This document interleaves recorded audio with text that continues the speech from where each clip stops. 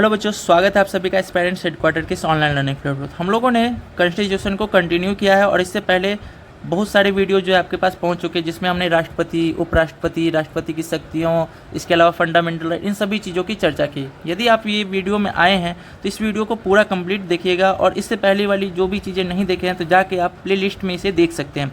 और नोट्स यदि आपको चाहिए होगा इसका, तो इसका मैं व्हाट्सएप चैनल पे एक लिंक दे रहा हूँ व्हाट्सएप चैनल का। आप सभी व्हाट्सएप चैनल से या फिर टेलीग्राम से ज्वाइन हो जाएंगे तो आपको वो सारा का सारा नोट्स जो आपको वहाँ पे मिल जाएगा।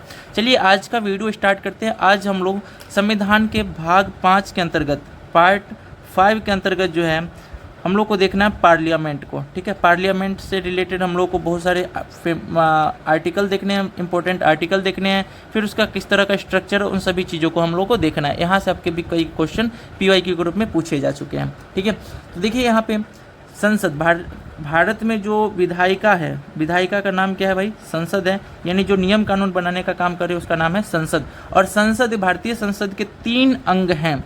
ये जो है भारतीय संसद जो कानून बनाती है वो तीन अंगों के मिलने से बनती है, जैसे लोकसभा, राज्यसभा और प्रेसिडेंट। यानी लोकसभा, राज्यसभा, इन जगहों से जब कोई भी विधेयक पारित होता है तो वो फाइनली जाता है प्रेसिडेंट के पास, और प्रेसिडेंट जब सिग्नेचर कर देता है तो वही आपका लॉ बन जाता है, वही आपका कानून बन जाता है।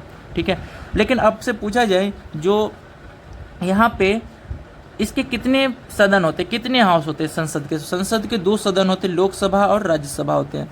संसद के अंग पूछ दे तो भाई 3 तरीका से, इसका स्ट्रक्चर 3 तरीका से। लेकिन अगर जो पूछा जाए हाउस, तो हाउस केवल 2 हैं, लोकसभा और राज्यसभा। ठीक है, अब हम लोग बात करते हैं इसके आर्टिकल से रिलेटेड।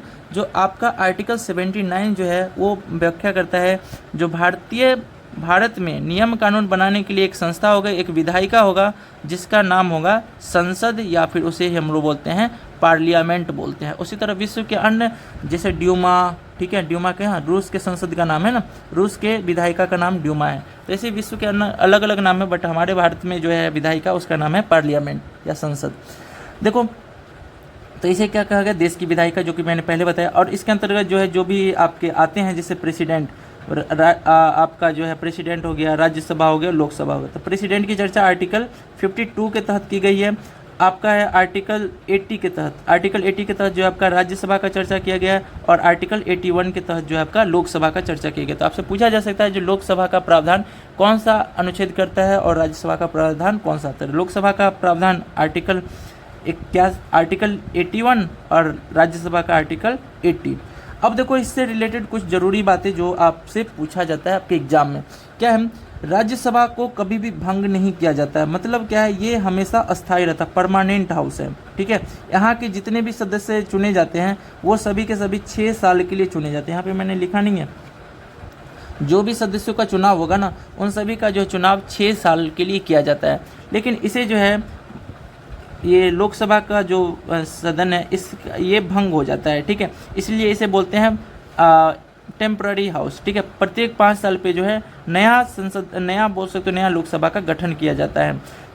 ठीक है, इस राज्यसभा को हम लोग बोलते हैं अपर हाउस या फिर उच्च सदन, और इसके सदस्यों की नियुक्ति जो है वो सदस्य का एज जो है कम से कम 30 साल होना चाहिए, तभी इसके सदस्य बन सकते हैं।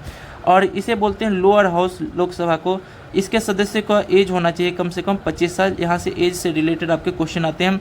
लोकसभा में कितना एज चाहिए भाई? तो 25 साल। राज्यसभा में कितना चाहिए? 30 साल। इसलिए तो नहीं, बट आप ध्यान रख सकते, इसलिए इसे हम बोलते हैं अपर हाउस, और इसे बोलते हैं हम लोग लोअर हाउस भी बोलते हैं।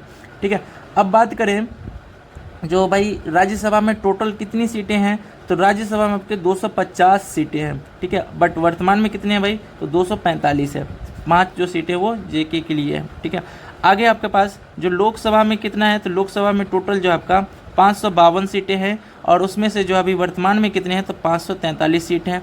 ठीक है, 543 प्लस 2 लोगों का जो नियुक्ति दूसरा राष्ट्रपति द्वारा किया जाता था। ठीक है, तो आप ध्यान रखेंगे जो पूरा कुल सीट कितना है, तो 250 इधर राज्यसभा में, और लोकसभा में 552। अगर बात करो जो राज्यसभा में सबसे ज़्यादा जो है MP कहाँ से चुन के आते हैं, तो वो आते हैं आपके UP से। UP इसलिए मैं बोल रहा हूँ क्योंकि आप जिस चीज़ की तैयारी कर रहे हो CHS, तो ये आपका क्वेश्चन पूछा भी जा सकता है। जो राज्यसभा में जो है राज्यसभा में यूपी से कितने एमपी चुन के जाते हैं, या फिर मेंबर ऑफ पार्लियामेंट कितने, सांसद बोलते हैं हिंदी में, कितने चुन के जाते हैं, तो 31। और वही लोकसभा में कितने हैं, तो लोकसभा में यूपी से 80 मेंबर चुन के जाते हैं। ठीक है, ये ध्यान रखोगे।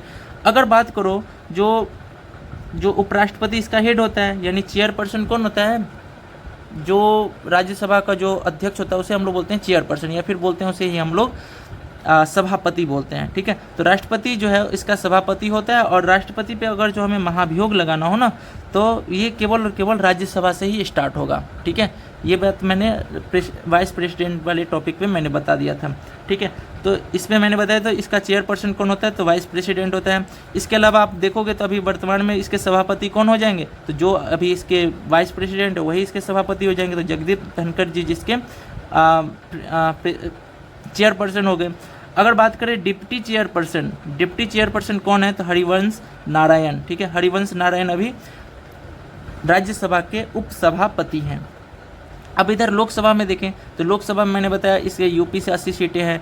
अगर जो बात करें मनी बिल यानी वित्त विधेयक कहाँ पे प्रस्तुत किया जाता है, तो केवल और केवल इसे सबसे पहले लोकसभा में ही प्रस्तुत किया जाता है, और इसका प्रमाण कौन देता है, तो स्पीकर ही देता है, यानी अध्यक्ष। स्पीकर को क्या बोलते हैं, अध्यक्ष बोलते हैं। ठीक है, अभी देखो वर्तमान में आपसे पूछा जाता है जो लोकसभा के पहले अध्यक्ष कौन थे, तो वो पहले थे आपके जीवी मावलंकर। इंपॉर्टेंट मार्क करना, जीवी मावलंकर पहले अध्यक्ष थे, यानी स्पीकर थे। अगर बात करें पहली महिला कौन थी अध्यक्ष, तो पहली महिला अध्यक्ष जो है मीरा कुमार थी। अभी प्रेजेंट में कौन है भाई, तो प्रेजेंट में जो है स्पीकर ओम बिरला हैं। ठीक है, ओम बिरला जी हैं। अगर बात किया जाए लोकसभा में गणपूर्ति कोरम, तो 1/10 मतलब क्या है, जैसे मान लो यदि मैं आपको पढ़ाऊँ ऑफलाइन और कोरम ये होना चाहिए 10 स्टूडेंट टोटल हैं, तो 10 स्टूडेंट में कम से कम तो 4 स्टूडेंट आए तभी मैं क्लास में पढ़ाऊँगा, वरना सबको छुट्टी दे दूंगा। तो वही बात है, जो संसद में टोटल कितने सदस्य है भाई, 500, मान लो 545 है, तो 545 में मान लो एक लोग आएंगे संसद में आएंगे, तो क्या हम एक लोग से अपना जो है क्लास स्टार्ट कर सकते हैं, तो बिल्कुल नहीं। तो वही है कोरम, जो संसद में कोई भी कार्यवाही हो रहा है तो उसमें कम से कम 1/10 लोग जो है, कुल का 1/10 लोग, यानी 545 का 1/10 करोगे कितना आ जाएगा, यानी कम से कम 55 लोग हो तभी जो है संसद में कार्यवाही स्टार्ट होगी। ठीक है, तो ये हो गया आपका यहाँ पे लोकसभा से रिलेटेड। अब इसके आगे हम लोग कुछ बात करते हैं, कुछ जो आपके लिए इम्पोर्टेंट आर्टिकल हैं उनकी चर्चा करते हैं। तो आर्टिकल 108 आप ध्यान रखोगे, यहाँ पे आर्टिकल 80, 81, फिर 52 ये सभी चीज़ ध्यान रखोगे। 79, ठीक है, 79 हो गया, 80 हो गया, 81 हो गया, और इधर आपका 52 ये हो गया, और इधर के ये जो आर्टिकल है इन सभी को। ठीक है, तो आर्टिकल 108 में क्या कहा गया है, ज्वाइंट सीटिंग की बात की गई है। मतलब ज्वाइंट सीटिंग क्या है, कभी भी मान लो लोकसभा राज्यसभा की बैठकें नहीं हो रही है तो राष्ट्रपति को ये अधिकार है कि उसका जो है संयुक्त अधिवेशन कराए, जब कभी भी लोकसभा और राज्यसभा में विवाद हो जाए बिल को लेके, ठीक है, या फिर विधेयक को लेके कभी उससे विवाद हो जाए, तो विवाद को सुलझाने के लिए जो है दोनों के संयुक्त बैठक कराए। जैसे कभी कभी आप लोग भी भाई बहन आपस में लड़ लेते हो तो दोनों को एक साथ बैठाया जाता है, दोनों को अच्छे से इलाज किया जाता है। तो उसी तरह दोनों का अच्छे से इलाज किया जाए लोकसभा और राज्यसभा को बैठा के, तो उसे बोलते हैं ज्वाइंट सीटिंग। और इसका चर्चा जो है 108 में किया गया है। और इसका प्रावधान कहाँ से लिया हम लोगों ने, तो ऑस्ट्रेलिया के संविधान से हमने इसका प्रावधान लिया है, ये भी बात ध्यान रखोगे। तो ये कब होगा, जब कभी भी इन दोनों के बीच 6 महीना का गैप हो जाए। इसे बुलाएगा कौन, तो प्रेसिडेंट बुलाएगा। और इसकी अध्यक्षता कौन करेगा, तो अध्यक्ष ही, यानी लोकसभा का जो स्पीकर है ना वही इसकी अध्यक्षता करेगा। ठीक है, ये हो गया आपका ज्वाइंट सीटिंग से रिलेटेड।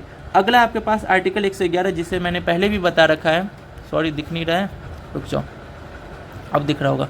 तो आर्टिकल 111 के तहत जो है विधेयक पे अनुमति यानी वीटो पावर, राष्ट्रपति को ये पावर दिया गया था, जो उसे जैसा लगता है वो उसके अनुसार राष्ट्रपति जो है इस पर साइन करेगा। ठीक है, जो बिल है उस पर साइन करने का अधिकार 111 देता है। अगला आपके पास आर्टिकल 123। आर्टिकल 123 क्या कहता है, अध्यादेश जारी करना, ऑर्डिनेंस पावर। जब कभी भी संसद जो है नियम कानून वगैरह नहीं बना ले रही है, या फिर संसद जो अपने कार्यवाही से अनुपस्थित हो, तो उस स्थिति में राष्ट्रपति अपना नियम कानून बनाता है, जिसे हम लोग बोलते हैं ऑर्डिनेंस बोलते हैं। और राष्ट्रपति द्वारा बनाया गया ये जो है नियम कानून 6 महीने तक वैलिड रहता है। जब संसद मान लो आ गई, संसद उस समय भंग थी बट अभी आ चुकी है, तब जो है इसकी वैलिडिटी 6 महीने होती है। और इसके बाद जो है संसद यदि इस पे नियम कानून बना दे, जो हाँ राष्ट्रपति ने जो उस समय बात कहा था वो सही है, तब जो है ये 6 महीना ये परमानेंट कानून बन जाएगी। उसी तरह अगर देखा जाए तो केंद्र में हो गया, अगर जो देखो राज्य में, तो राज्य में जो है गवर्नर को ऑर्डिनेंस पास करने का अधिकार, यानी जब सीएम वगैरह नियम कानून बना नहीं रहा है, विधानसभा जो आपका अनुपस्थित हो, तब जो है आर्टिकल 213 के तहत जो है गवर्नर को ये अधिकार होता है कि वो ऑर्डिनेंस जारी करे। तो आज की वीडियो में बस इतना ही। आशा करता हूँ कि आपको ये सभी बातें अच्छे से समझ में आ रही होगी। आपके पास टाइम कम है, इस वजह से मैं थोड़ा इसे बहुत ही फास्ट में लेके चल रहा हूँ। तो 10 मिनट की वीडियो है, आपको उम्मीद करता हूँ अच्छे से समझ में आ रही होगी। ठीक है, तो अगर समझ में आ रही है तो नेक्स्ट वीडियो में ज़रूर मिलिएगा।